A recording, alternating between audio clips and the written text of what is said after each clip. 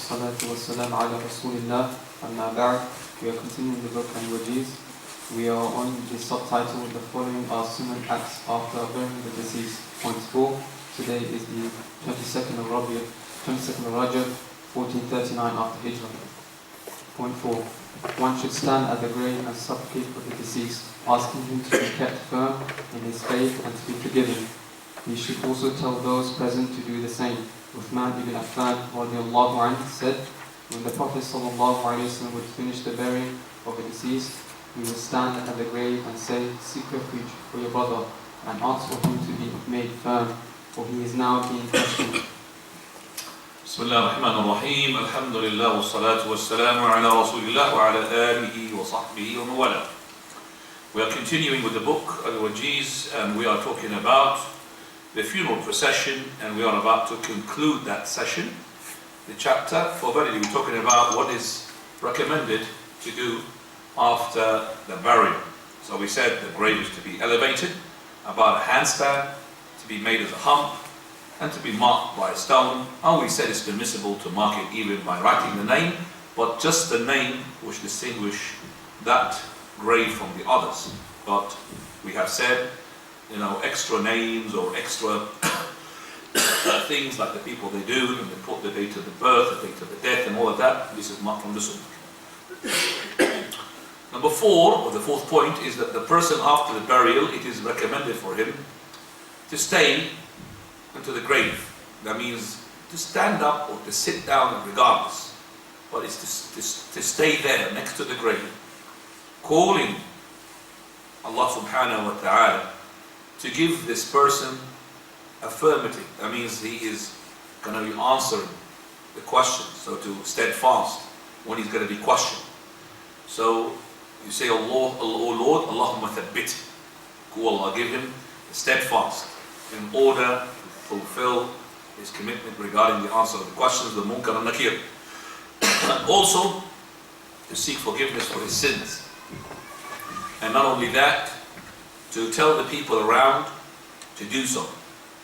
And this is based upon the hadith of Uthman radiallahu anhu, the Prophet ﷺ, whenever he finishes from the burial of the grave or a burial of the deceased, he would stay next to him and he would say to the people, Astaghfiru li akhikum, seek forgiveness for your brother. So if it's a sister, seek forgiveness for your sister. وَصَلُّ لَهُ التَّثْبِيتِ, and ask for him to be steadfast. That means to be affirmed when he answers the questions. فَإِنَّهُ الْآنَ يُسْأَلْ, for he's going to be questioned now. Or he's being questioned now. Go ahead. It is permissible to sit at the graves during the burial in order to remind those present of death and what would occur after death. This point is substantiated by the following hadith by Al-Bara ibn Azib. We went with the Prophet ﷺ during the funeral of one of the Ansar. Okay, stop here because that hadith is long, I have to do it myself. For verily, it is permissible to sit next to the grave while he's being buried. So while the action is taking the digging and the burial, and to remind the people about what they need to be reminded, which is the death, of course. You're not going to talk about elections, are you? Next to the grave. But I'm saying this, it's not for you to laugh, but I know that there's some people who wants to be a candidate and they want to win the vote, he would go and book a place. You got a janazah, brother? Make sure you tell me about it. I could be there, and address the people, that the people would vote for him. So this is not the reminder that we need. We don't want to talk about this leader had done so and so. He put the prices of cucumber up and petrol up and tomatoes up. It has nothing to do with that now. He wants people to remind us of the death. But as I said, it's not to be taken as something that to be done every time. These people, they bury one, after 2 hours another bury another one, they have another reminder. What is this? What is this reminder? So remind one off, once in a while, when the people are in need of. You find, for example, in some of the places in my country, you have 2 burials at the same time. One is reminding there and one reminding here. Each is reminding on his grave. That's not a reminder. This is showing off, trying to say that I'm a person of knowledge. Plus, it is not after the burial is finished, it's while the burial is taking place. Because the burial takes about 10 to 15, sometimes 20 minutes for the preparation of the grave or putting the person inside. So while the digging and as well the burying taking place, this is the reminder. Not to make the people sit, whether they like it or not, for a khutbah Jum'ah of yours, they're going to do it where? On the grave. So khutbah of the grave, not khutbah of Jum'ah, is khutbah of the grave. All he needs now is a pulpit. That's what the people they do. As I said, they take it as an opportunity to show themselves and how good they are, because they can't do it in the masjid. The Imam will not allow them. So, for verily, that took place at the time of the Prophet ﷺ, and it's not all the time. This is a janazah of one of the Ansar, inhabitants of the Medina. He died. So, Ibn Mu'azib, companion, says, we went with the Prophet ﷺ in this janazah, and as soon as we reached the grave, and while he was taking place, the burial, وَلَمَّا يُلْحَقْ, that means the digging taking place. Laḥ, if you remember, digging like vertically and then going towards the Qibla from underneath. Prophet ﷺ sat, so he did not take a pulpit and stood up. Jalasa Rasulullah, and we sat around him. So the ones who are not involved in the burial and digging, they sat. The ones who are digging, still digging. Abu Talha al-Ansari was one of the diggers. So he digs. And we sat around him. Not facing him, around him, from all over the sides. Around him. And we sat down, just like so subtle that even the bird would land on top of our heads. The bird will not be comfortable if he lands on something which is moving. He needs something what we want subtle. So basically the description here from the companion saying we were so tranquil, so calm, so unmovable, to the extent that the bird could land on our heads, standing still, just listening. And the Prophet ﷺ, he had a stick in his hand. I wouldn't say stick, like a branch. And he was poking the earth with it. That shows you sometimes the person, sometimes he scratches his beard, sometimes he scratches his head, sometimes, so the only thing if he scratches is he's got fleas there. Or he's poking the land, he's not looking for worms. It's something that the person sometimes, busy himself with. So he's doing with poking with the land and doing this, and at the same time he is contemplating. So he left up his head onto the heavens like this, and looked down, and then up, then down. He usually looks up a lot, Prophet. Then he said, "Ista'idhu billahi min adhab al-qabr." Seek refuge in Allah from the punishment of the grave. So it's like the Prophet of Allah is being given the information now that the grave punishment is something that you need to seek refuge from. And the punishment of the grave and the trial of the grave is as bad as the Dajjal when he comes out. It's really, something that you need to be fearing and prepared for. The Dajjal is big fitna. Similar, even more than the fitna of the grave. Seek refuge on the punishment of the grave 3 times to show the emphasis. Then he said, and he talked about the journey of the believer when he dies, and the journey of the wretched, wicked, evildoer or disbeliever's journey. What happens when the believer dies, regardless of the way that he dies, and the person who is evildoer or a kafir, he dies. So, let's talk about the image and the situation of a person who's a believer dying. What happens to him? إن العبد المؤمن, very slave believer. إذا كان في انقطاع من الدنيا, he's about to leave the dunya and about to head towards the akhirah, hereafter. Now he's about to die. He's in the rattling stage.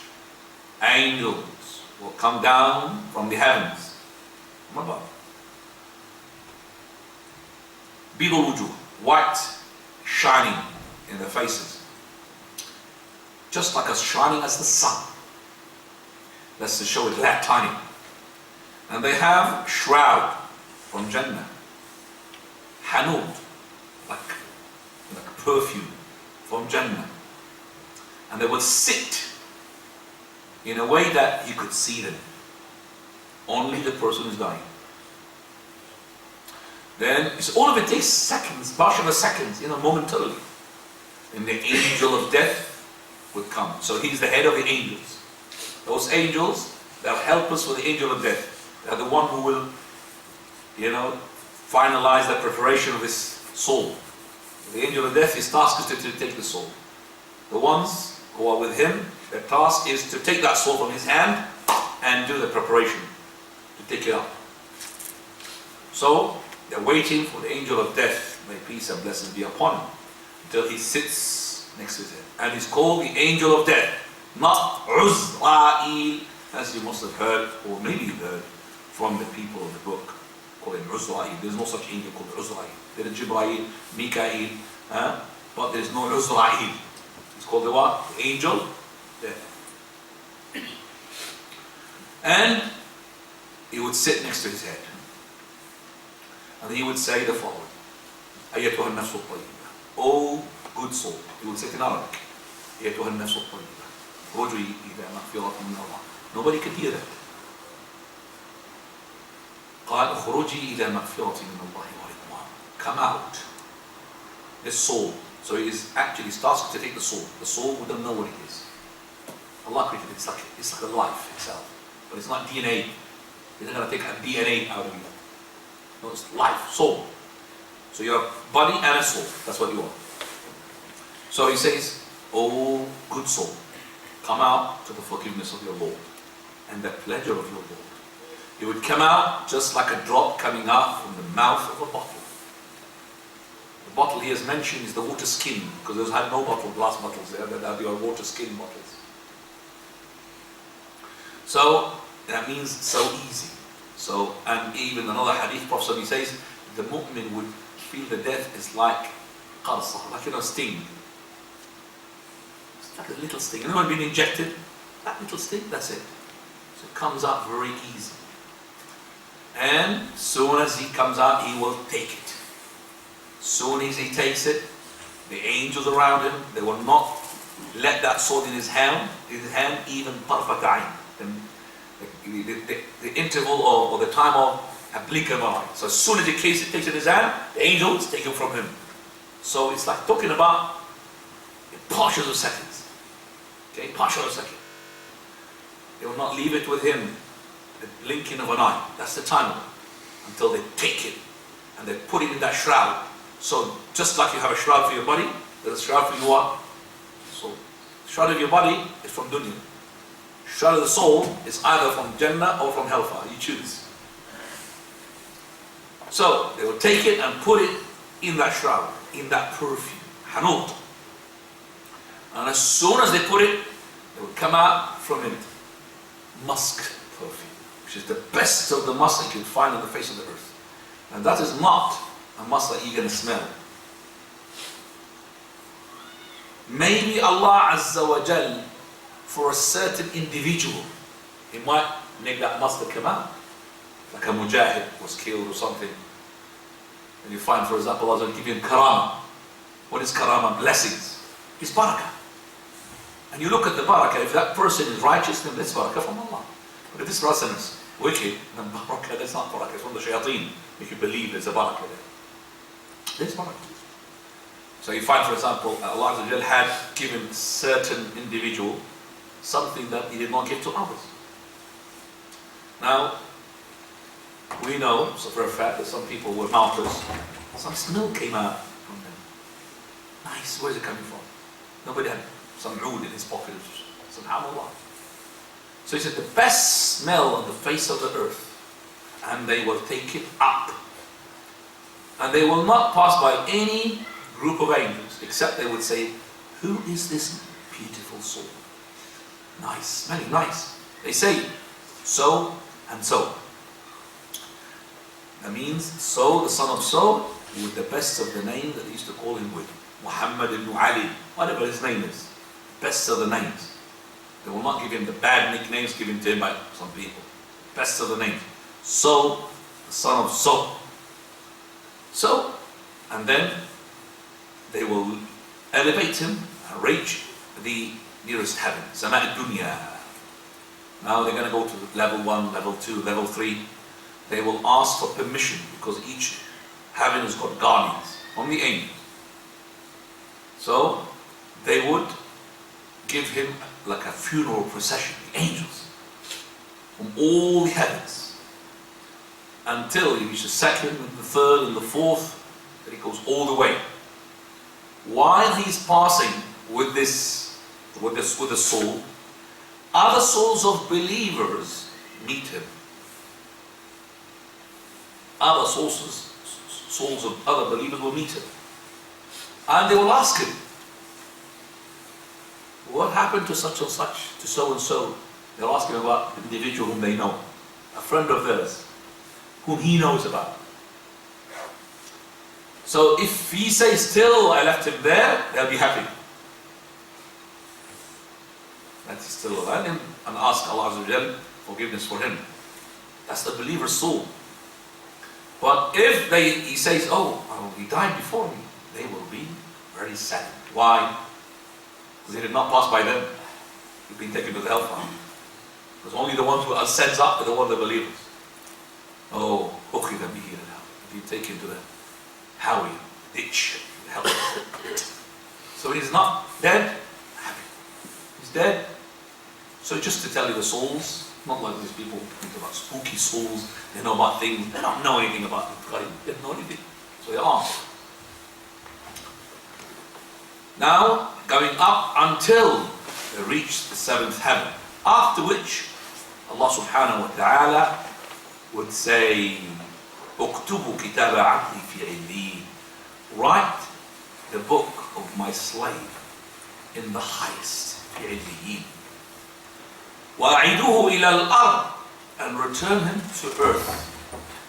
فإني منها خلقتهم, for verily from it I created them. وفيها أعيدهم, and in it I will return them to it.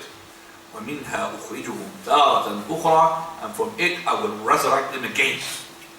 So his soul will be returned back to his body in the grave. He will be taken down easy. And two angels will come, will make him to sit. And he will sit, regardless of the way you think how he sits, while the grave is too narrow or too tight. He will sit. They will say to him, who's your Lord? He will say,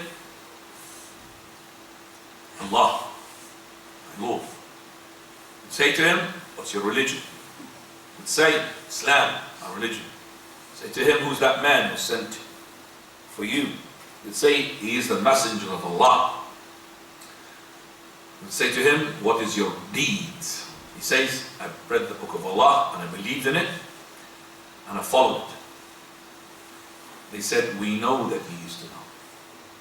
So they'll ask him questions which they know already that he used to do that. But this is something you can't get away with it. Even they know the answers, they have to what? Grill you with the questions. So the one who is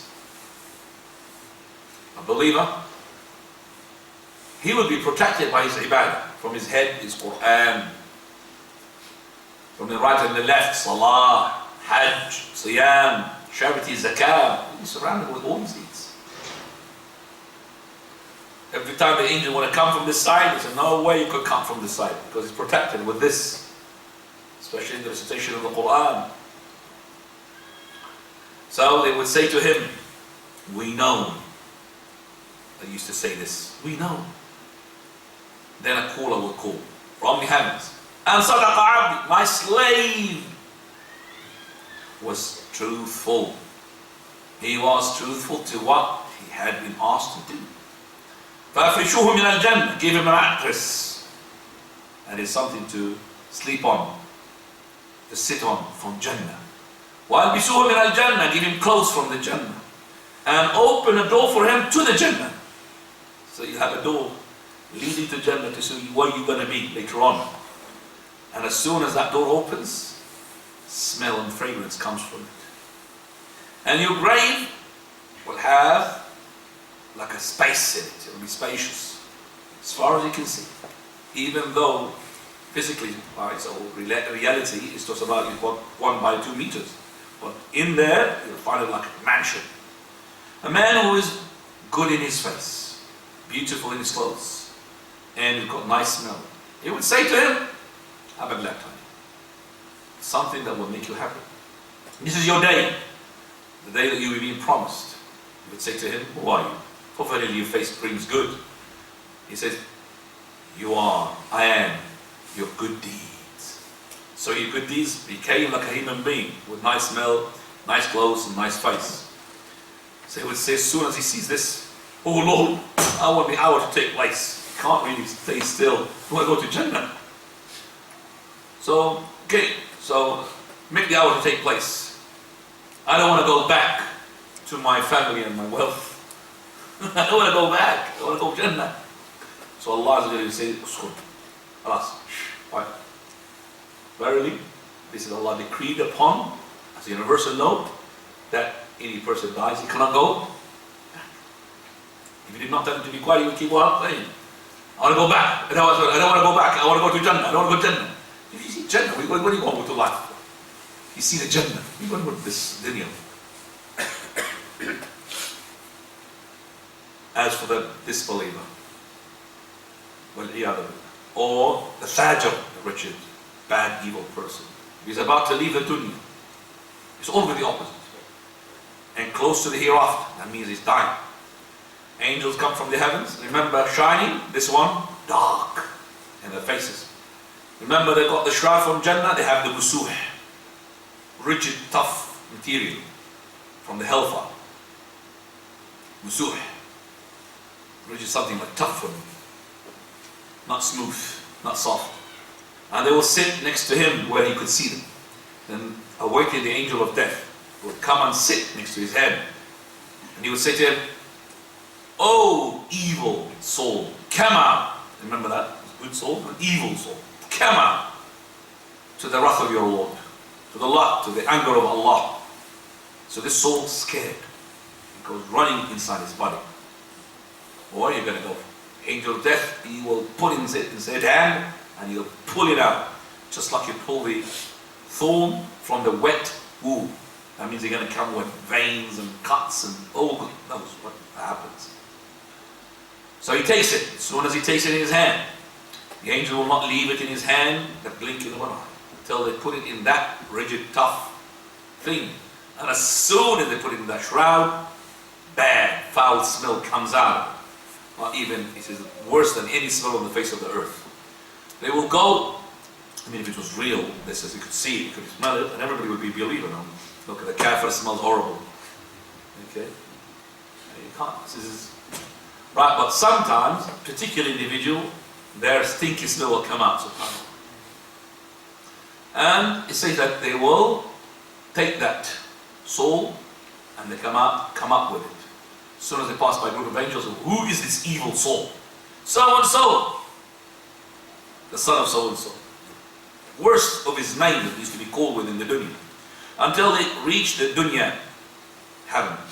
It's not even to the first level. Dunya. You're going to ask to go ahead. Up. No. Cannot be open for them. And then the Prophet recited the verse in Surah Al-A'raf. لا تفتح لهم أبواب السماء. Verily the gates of the heaven will never be open for them. ولا يدخلون الجنة. And will never enter paradise. حتى يدخل الجنة في سم القيامة. Until the camel goes from the eye of the needle. That means it's an impossible task to do that. How can you make an eye, a camel to pass through the whole of that little needle? Way. That means no way they're going to go to paradise. No way the gates of heaven will be, or of sky will be open for them. Then Allah subhanahu wa ta'ala would say, write his book in Sijjeen, in the lowest of the earth. And then his soul will be dropped down into his body.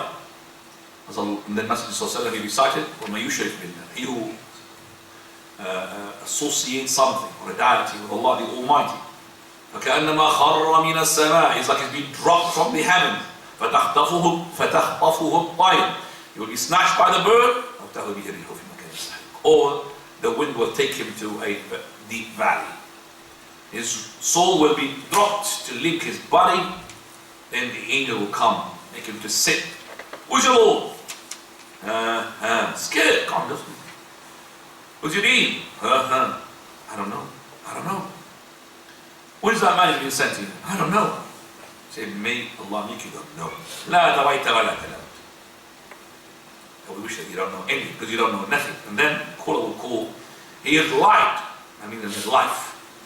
Give him a city or a mattress from the hellfire and open a gate for him leading to the fire, so that the heat comes to it, the smoke comes to it, and then the grave will be so tight onto him, even though maybe they dug it for him big, but it will be so tight until his bones will be dislocated. An evil looking man comes to him, not an evil, an ugly looking man will come to him. So he would say to him, and he with his ugly face, ugly smell, and ugly clothes. For verily, he would say, who is you? Who are you? The one whose your face brings evil. He says, I am the evil deeds. So, Allah subhanahu wa ta'ala, and there's another narration which says that I used to know you very fast in sinning, very slow in obedience. The other way, the other one, which is that man would say to him, I used to know you very fast in obedience and very slow in disobedience. So the opposite. Then he would say to Allah Azza wa Jal, don't, O Lord, do not make the hour to take place. That means even that punishment that is in the grave, he would rather not to leave the grave, because the punishment coming afterward is even greater. And then in another narration, he will be given somebody who's blind, deaf, dumb, and he's got a sledgehammer. If you hit a mountain with it, it will become dust. So you hit him once, and he will go to dust. Then Allah will return him back. And you hit him again, and he will scream. A scream, such a scream that will be heard by everything except by jinns and mankind. When we hear these screams, we'll never bury one of them. If we hear screams of these people, then we will never bury one of them. But these screams can be heard by the animals, by the trees, by the inanimates, even the animals. By which, alhamdulillah, we can finish this hadith and coming now to the ta'ziyah. Now, condolences. Condolences. Can I just ask for a tea? This is really very cold. Yeah.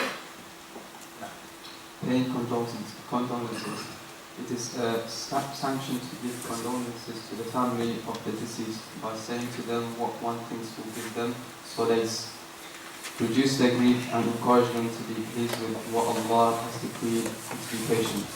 If one has learned and recalls what the Prophet ﷺ would say, one can use those expressions. Otherwise, one may say whatever good words he thinks will achieve the purpose and which do not contradict the Sharia.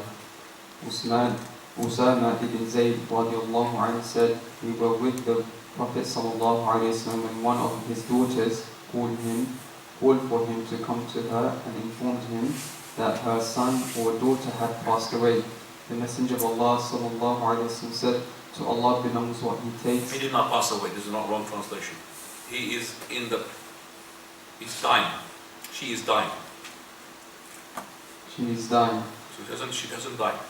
The Messenger of Allah sallallahu alaihi wasallam said, to Allah belongs what he takes and what he gives. Everything has an appointed term. Tell her to have patience and hope for reward.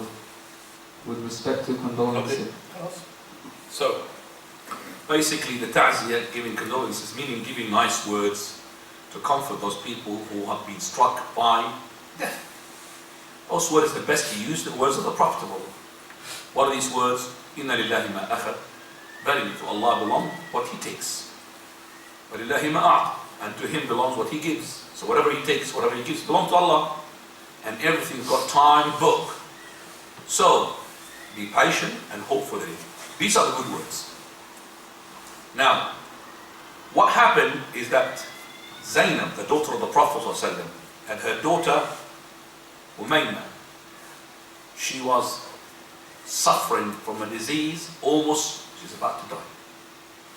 So she sent a messenger for the Prophet of Allah to come. The Prophet of Allah was so busy. He said, I'll come later. Or say to her some words. He said, mention these words to her. Tell her these words. So he told her these words.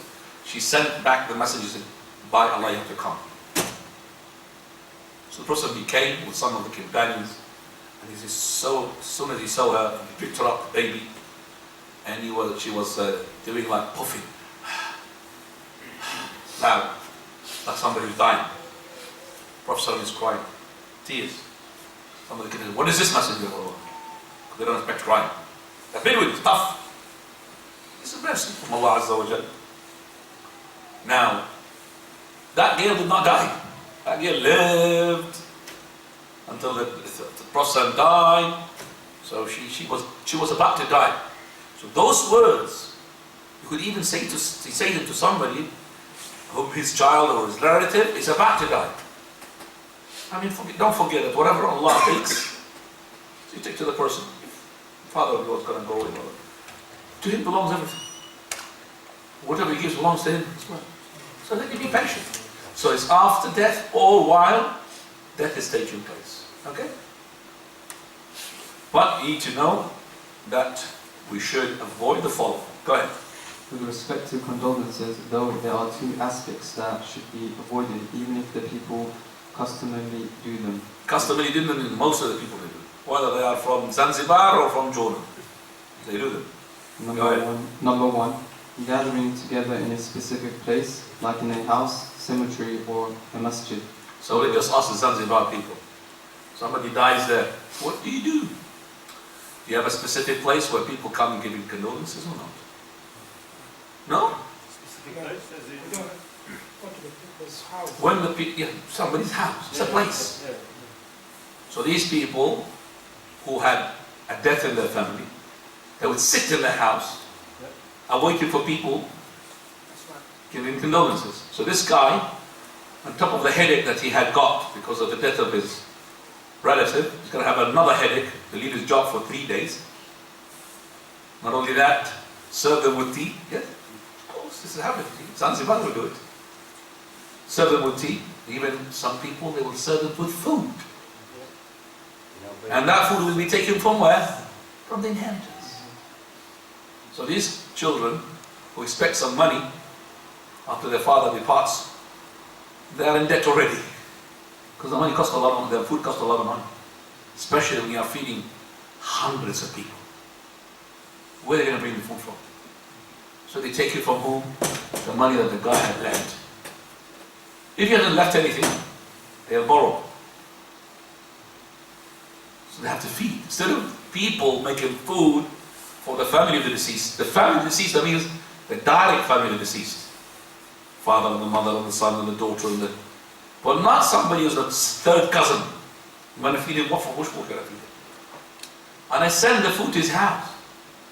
I don't want to tell him, come to my house, you're invited. Show off. I'll send him the food. And why should I sit for my condolences? You can give me the condolences wherever I'm at. So as soon as death takes place into your family, you should really make it really clear into your will. I don't want any condolences. The condolences, the way it is that coming to the janazah, praying the janazah, burial of the janazah. That's the condolences. If you came and so, alhamdulillah. But for us to go on designate a place, whether it's we rent a place or we have one of the relatives' houses, the biggest house among the relatives of the deceased, or we borrow somebody's neighbor's house, and one for the women and one for the men. That's what they do. Okay? And then we look after you. That's the headache. This is not the sunnah. And believe me, some people, they're not as grieved and sorrowed when the person dies as much as they are what happens after the death. The headache. Headache. Sahara says, what happens in your family when somebody dies? They used to serve cigarettes in my country. Alfred, he says, yeah. Cigarettes. When we were kids, some of ours who are smokers, they would target deceased funerals. Why? To get the best of cigarettes. Because they put the ones with the foreign cigarettes, the expensive ones. Or they can afford them. So with a tray, and they go and give cigarettes. Sin. Just like the kuffar, what do they do when somebody dies?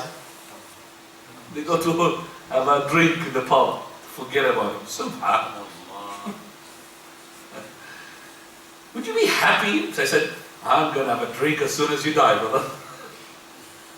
I'm going to forget about you and have a chit chat and laugh about it and remember you. I don't want that remembrance. I wouldn't do that.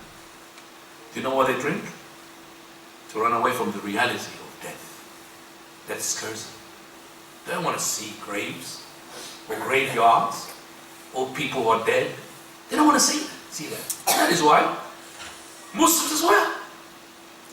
You hardly see the person. He dies, you put in that box, very looking elegant box, some flowers around, you go into a picnic.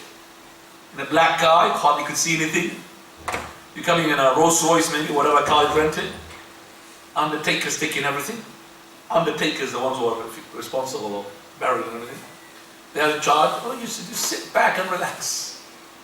Go to the funeral, hymns and hymns. You don't see anything. And then go back home and to the pub. Or as the Muslims they say, they do. They go to that funeral or the condolences designated place. And they chit-chat and laugh. Don't tell me they're not laugh. They laugh. Talk about the dunya. What have you done with your Mercedes which you sold it? Oh, I did not get good price of it. That's in the condolences. The guy whose father is dead is looking at them. What sort of condolences is this? What is this? Place for taking the mick. A'udhu billah. As I said, something that we need to kill, get rid of. One of our friends, who shuyukh, mashaAllah, is called Sheikh Abu Islam. He's older than me by about 10 years maybe. He died in Jordan. He's Egyptian, but he died, and I think I showed you a funeral. Yes? Yes. And the Sheikh who had offered the prayer on him is the author of this book.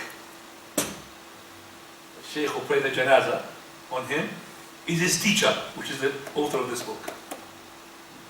And when he offered the janazah, before he had started the janazah prayer, he told the people, you know that we don't have buyut aza, houses for condolences.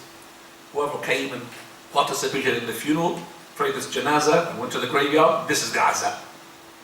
But we're not going to sit for you to come to me and shake my hand and sit and then I offer you coffee and tea and maybe food and then you go. No, that's not right.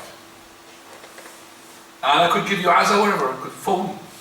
These days, if you don't come to the azah of the person and write your name almost like in a memory book, you know, sign, okay. He would say, I haven't seen you, brother, in my azah. And khalas, disaster takes place. Cut relationship. No, brother, you know, I've gone on such and such, you know, I have a witness. He was there. Subhanallah. He's scared. Or, you know, I couldn't come because of... They will be breaking relationship. What? This is not condolences. And it's not limited to what? 3 days. With any time. I didn't know that your father died until 1 year later. So I said, now. Number 2, having the family of deceased prepare food for their visitors who are coming to make condolences. Which we had talked about. Now let's go head to the sunnah. He says, the sunnah is... The sunnah is for the relatives of the deceased and their neighbors to prepare food and take care for the family of the deceased. This is based on the hadith narrated by Abdullah ibn Jafar who said, when the news of Jafar's death came, when he was killed, the Prophet ﷺ said, prepare food for the family of Jafar, for news has come to them that shall preoccupy them. That means they knew about the death of their member of family, with the father and the husband. So make food for whom? For their wife, for the children, because they are at the moment suffering the calamity of the death of Jafar and Abi Talib radiallahu anhu. Coming now, what is beneficial to the deceased after he dies? Now, what benefits the deceased? The deceased can be benefited by the deeds done by others. These actions include the following. So what is he benefit? What benefits him? Number 1, Number one, the Muslim making supplication for him. Dua. So making dua. Allah says, Allah says in the Quran, Surah Al-Hashr, and those who came after them said, no, you don't say that. Allah did not say in all those. Did He say that? and those who came after He didn't say that, did He? What do you want to say? Did Allah say in English like that? Did Allah say when those? Did He say that? Be careful. أعوذ بالله من الشيطان الرجيم. No. Allah did not say أعوذ بالله من الرجيم.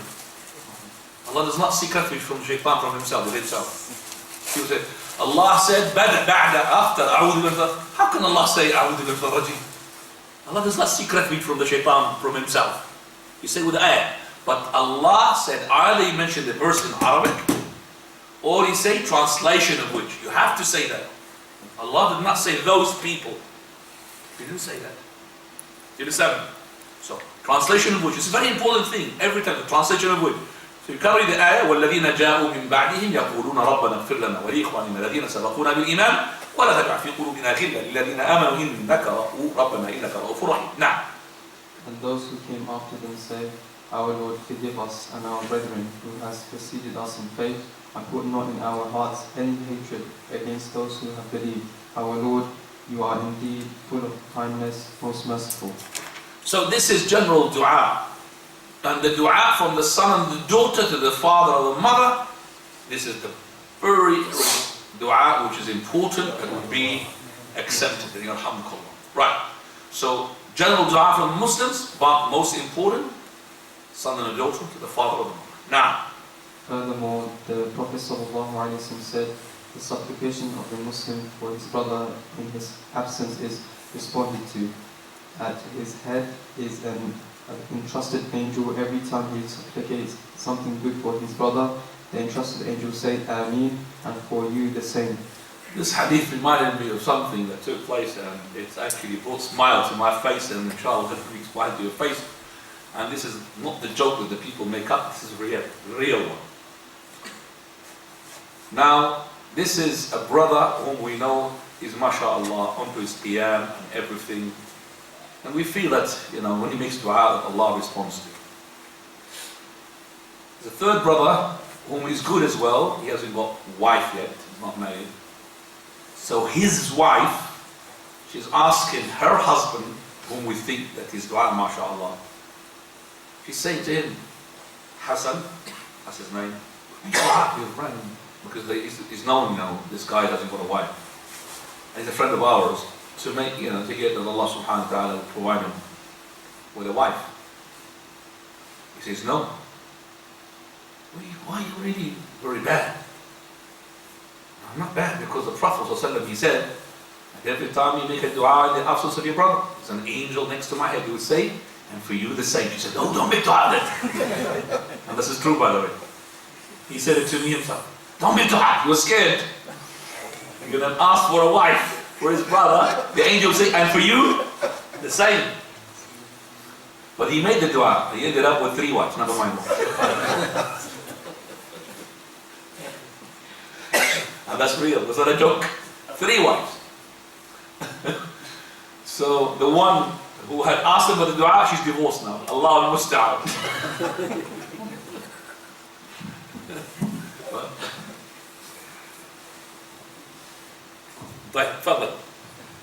Number 2, any Muslim repaying the debt of a deceased. This point is based on the previous mentioned hadith in which Abu Qatada repaid 2 dinars on behalf of the deceased. Right, so settling the debt, it doesn't matter whether from the direct relatives, sons or the daughters, or anybody. If you want to settle the debt of any person who died, that would reach him. The hadith of Abu Qatada, at the beginning, the Prophet ﷺ, whenever there's a dead person, before he offers the prayer, he would ask, is he dead? If they say yes, then he would say, go pray on it.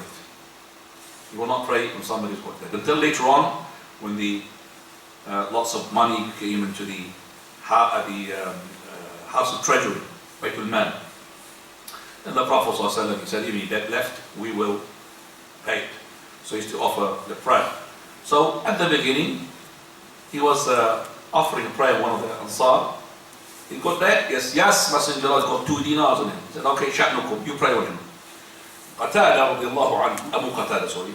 He said, Messenger of Allah, you pray upon him and I will settle the 2 dinars.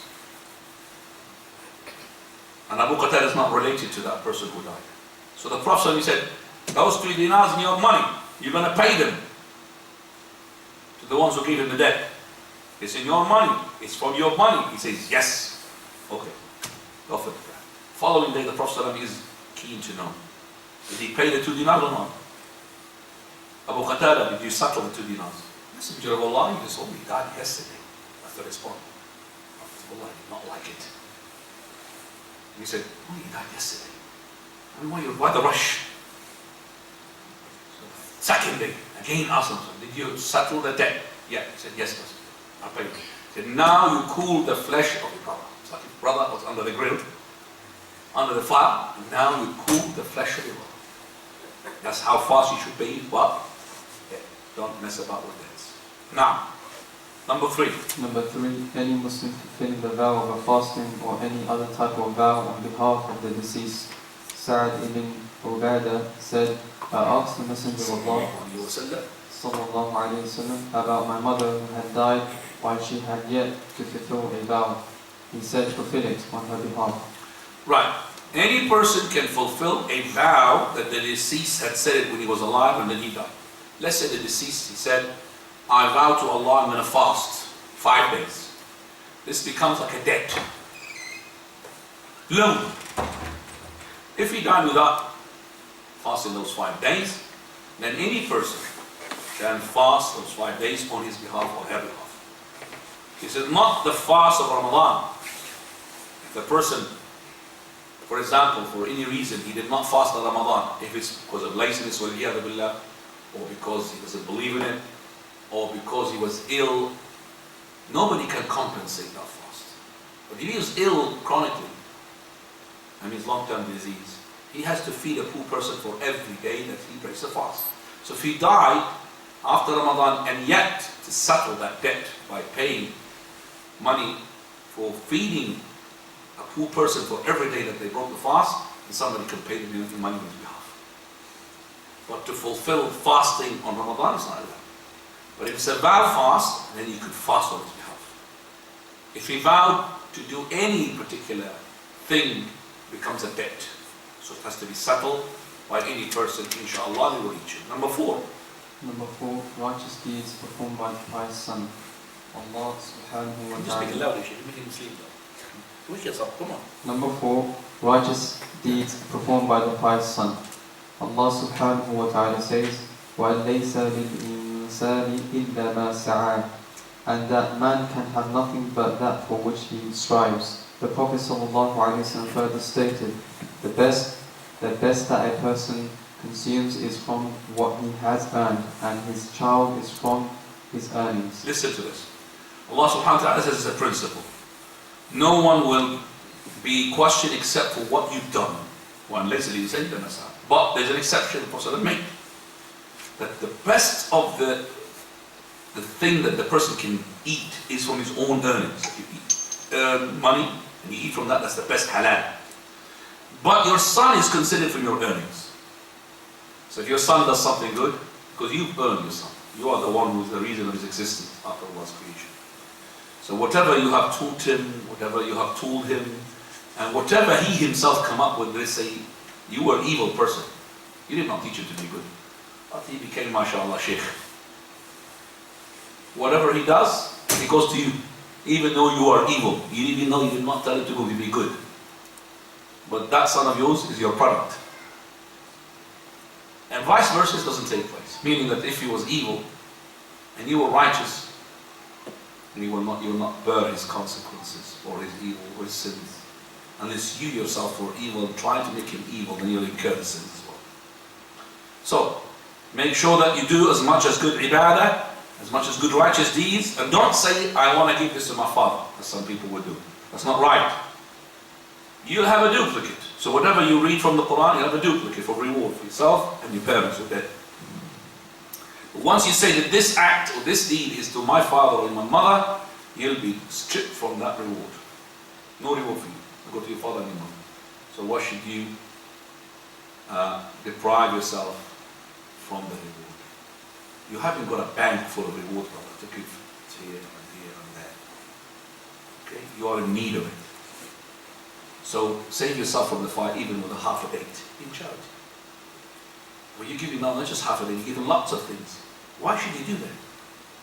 So make dua to them, all your good deeds, have a duplicate reward, one copy for you, one copy for your friends. Finally, Number 5, what the deceased left behind in the form of righteous deeds and continual charity. Abu Hurairah radiallahu anhu reported that the Messenger of Allah sallallahu alayhi wasallam said, when the human dies, his deeds come to an end, except for 3. A continual act of charity, knowledge that is being benefited from, and a pious son who supplicates for him. right, listen to this, that whatever you left, whether it's a treatise that you written, a book, a reminder to the people, all of that, or sadaqah jari, running charity, you paid money for a masjid, all of that, all are going to be beneficial. And the knowledge you left, and also a son or a daughter who is righteous, supplicating, did not say make an umrah on his behalf, or make an hajj on his behalf, or making of gift this gift for ibadah to you. No, making it. The best thing is to make supplication, dua to your parents. Now we come to the visit of the grave, which is I think the final thing, by which we shall finish. Further. This is visiting the graves. It is sanctioned to visit the graves as a kind of admonition and remembrance of the hereafter. However, this is conditioned upon the person not saying anything that is displeasing to the Lord, such as supplicating to the one in the grave and seeking his help instead of Allah's. Abu Sa'id al-Khudri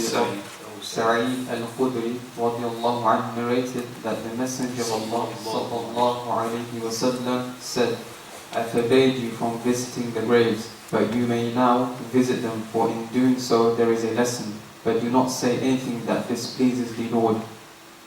Women are the same as men with respect to it being recommended that they visit the graves, as they can benefit from the same reason for which it is sanctioned to visit the graves. Furthermore, the hadith of Aisha radiallahu anha has already been presented, in which she asks the Prophet sallallahu alaihi wasallam what she should say when she visits the graves. The Prophet ﷺ taught her what to say without prohibiting her from visiting them and without clarifying that women are not to visit graves. The author is saying this because, in Saudi Arabia they prevent the women from visiting the graveyard or that. But here, that, not allowed to go, which we are not followers of the scholars who say it is not permissible. Actually, the scholars who are saying it's permissible have more of a proof, stronger proof. If the woman, she is dressed up properly, and if she's not mixing with the men, she has the right to visit the graves because she's in need of the admonishing just like we are. Even she's in need of more admonishing herself. So when she sees the death, she sees as well the grave, all of that would remind her that your time is getting close, you need to be as good as possible. So why should we deprive the women from such a thing? And he is bringing the hadith of Aisha radiallahu anha. She asked the Messenger of Allah, what should I say if I visit the grave? If visiting the grave of the women is not allowed, you would have said to her, why should I teach you, Aisha? Because you're not allowed to go there anyway. You didn't say that. Okay, there are other proofs as well, but I'm not going to go through them. Let's go to the conditions of their visit. Now, continue. What is forbidden to do at the gravesite? Number 1. This is something we jump. No, check this let's stop that.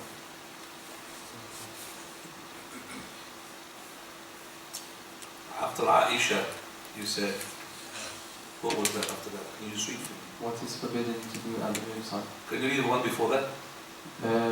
Aisha radiallahu anha has already been presented, in which she asked the Prophet sallallahu alaihi wasallam what she should say when she visits the grave. The Prophet Okay, you're already missing something because maybe it's been added into the new print. That's just added for you. That is, that her visit has got conditions. Number 1, that she should put the hijab when she comes out and do not put perfume. Okay, it's number 1. You see all the old copies so I could see what's happening here. The second one is that she should not do in the grave or next to the grave something which is haram, like wailing, because women are known to be wailing. Okay. Number 3 is that they should not pay the visit frequently, like us, men. That means once in a while. So once in a month, for example, or 2 months. But we could visit the grave every day. But for the women, no. She can't just go out to the house of her husband, and her husband asking, where are you going? Graveyard. Graveyard. It's not right. Because once the woman comes out, the shaitan is there, making sure that he will cause corruption in the heart through her. طيب.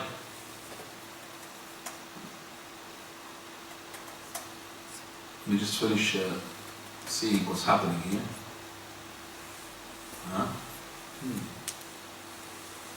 200.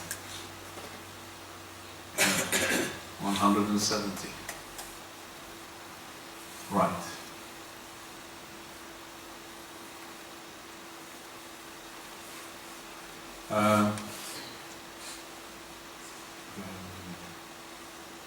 What is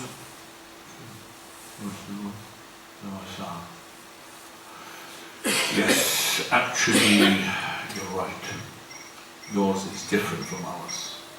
Okay, so all of that is not being mentioned in the old print, but the new version we got it. Now, follow.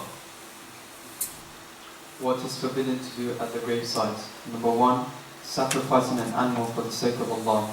The Prophet ﷺ said, there is no sacrificing at a grave site in Islam. Abdul Razak said, before Islam, they used to sacrifice a cow or a sheep at the grave. Go. Number 2, the action described in the following hadith are all prohibited at the gravesite. Jabir radiallahu anhu said, the Prophet ﷺ forbade plastering a grave, sitting on it, building upon it, adding to its height or writing upon it. Okay, so I've mentioned here from about 4 points, 5 points, 2, 3, 4, 5, 6, 5 points. First one, which is on its own, that is to slaughter even for the sake of Allah, but next to the grave is not allowed. Number 2 is to plaster on the grave. Number 3, so you leave it with the sand, don't plaster it. So people put cement on top of it. Number 3, don't sit on it. Number 4, not to build on it a shrine. Not to put more sand than the sand that came out of it. Number 6, not to write on it. 7, unless the writing is what is needed, as we have explained. Number 7, praying towards the grave. Number 8, praying at the graveside even if not towards the grave. So praying even towards the Qibla, but next to the grave is not allowed. Praying the janazah is different from praying the normal prayer.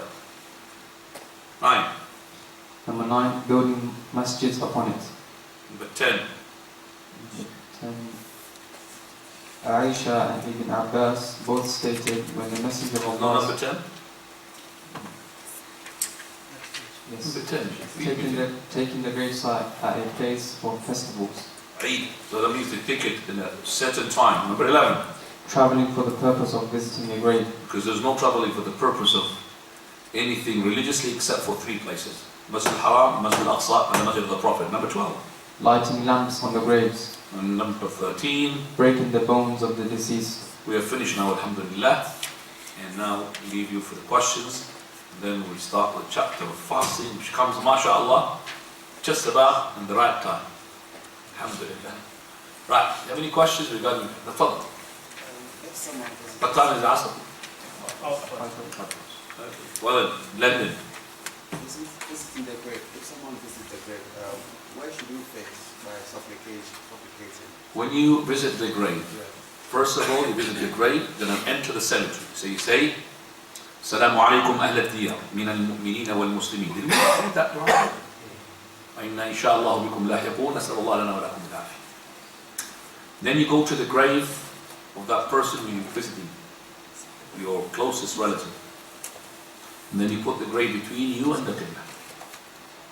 And then you raise up your hands towards the Qibla. And the grave is in front of you. So that is how you do it. So facing the Qibla and making your hands up, no problem, inshallah. Now, Sheikh, is it permissible to make dua and raise the hands in congregation after the person is there? to make dua, And raise their hands in congregation after the person has been buried. In congregation, as in after the admonishing, you mean? As soon as he's been buried, like everyone just comes together around the grave. No, together is not right. But the Prophet said, "Salu li akhikum at-taklif, fa innahu al-an yusr." Ask your brother forgiveness and steadfast, for really it is now being questioned. So the companions, they themselves sought this from Allah the Almighty individually, not together. So they did not have to say, "Oh Lord, save him from this question, oh Lord." They didn't do that. So if the person is saying this and people say, "Ameen, Ameen," that's not correct. Not correct. But if he said admonishing, somebody's reminding, and at the end of his reminder he said, "We ask Allah subhanahu wa ta'ala that he would evade him the punishment of the grave," and people said, "Ameen," no problem. That's at the end of an admonition. But to specify dua like that in congregation is not. Now, you have a question from the sisters? Go to the girl, woman, and ask this questions from the sisters. Looks like the men are scholars, they don't want to ask.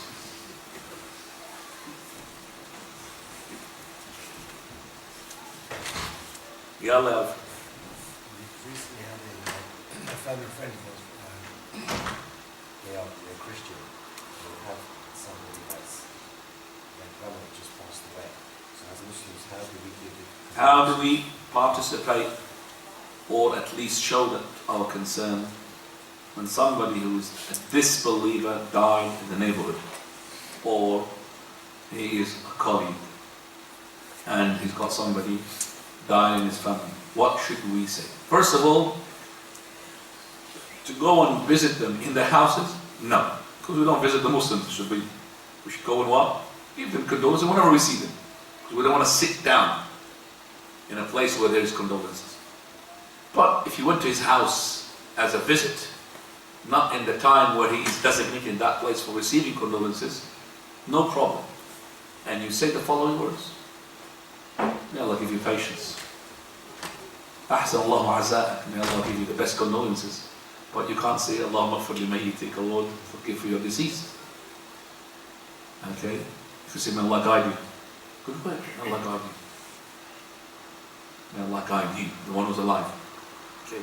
You maybe not understand that word, what do you mean by that? It's a good word. May Allah guide you and protect you from the evil and make this deceased something that makes you pay heed and contemplate and think and search for the haqq. All these good words. And ask Allah subhanahu wa ta'ala to give you patience with this calamity. Okay, these good words, no problem. But participating in any funeral procession, like going behind this priest or going to the graveyards and participating with the hymns and hymns, that's not right. You know that they call hymns, hymns, and they wave the incense like this, and smoke comes out from the incense. All of that is not from the Muslim. Now, further. Sheikh, is the Prophet's grave any different that is buried inside the masjid? No. Grave of the Prophet has never been buried in the masjid. Where is he buried? In his house. Which room? Where about in the room? Where about he died? On the bed.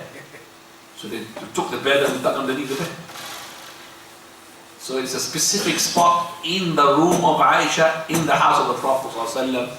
None of it married in the masjid. Where is the masjid? The masjid was not really added to till later on after the companions' era. So it was not buried in the masjid.